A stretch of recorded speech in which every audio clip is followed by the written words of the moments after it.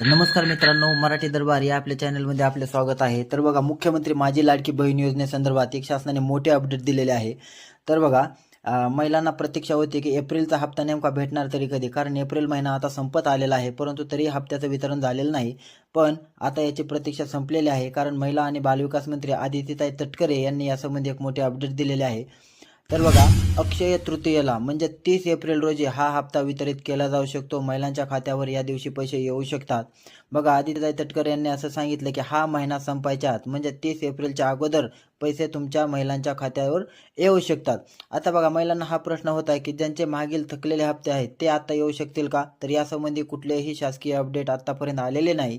यासंबंधी अपडेट आली तर ती तुम्हाला नक्की आम्ही पोहोचू. परंतु एप्रिलची तरी चिंता महिलांच्या आता मिटलेली आहे. त्यामुळे बघा, महिलांना